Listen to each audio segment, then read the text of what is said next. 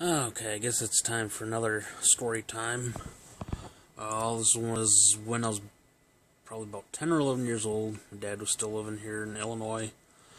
Um, he loved taking me and my older brother fishing all the time, whenever we could. Nice weather, we'd go out to the canal, always get some decent sized catfish, bullhead, sheephead. Rarely would get a carp in the canal, or I'd do it for fun, go fishing for the sunfish and bluegill.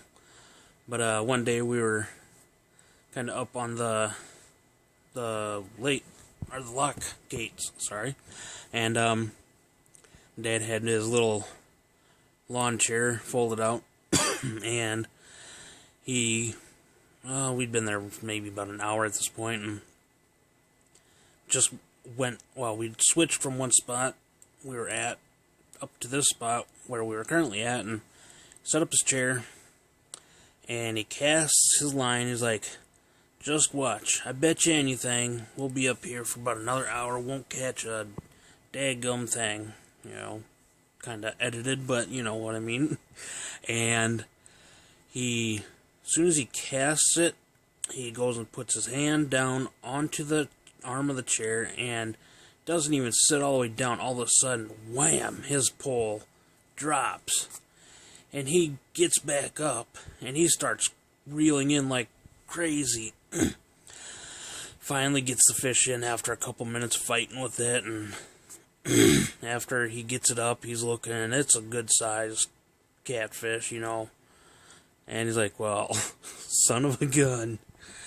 And he's like, okay, we're still, my brother and I are still kind of young, still learning how to fish, and he's showing us, the back of the catfish head has that little barb on it, and he's sitting there telling us, okay, you gotta grip it by the head and kind of pull back a little bit so that barb will be flat against it, so you don't accidentally stab yourself in the palm.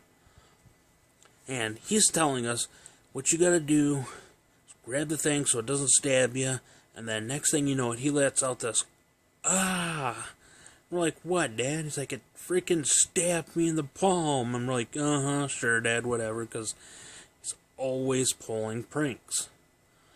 And next thing you know, he holds his hand out, and he's got a little puncture wound, nothing major, and just, but, a little puncture wound on his palm, and a little trickle of blood. And he's like, well, see, this is what happens if you don't grip it right. So he just, whatever, he goes back, he grips it properly, and gets the hook out, and puts it in the cooler, and, yep. So, he decides to show us, accidentally, how not to get a bullhead off of the hook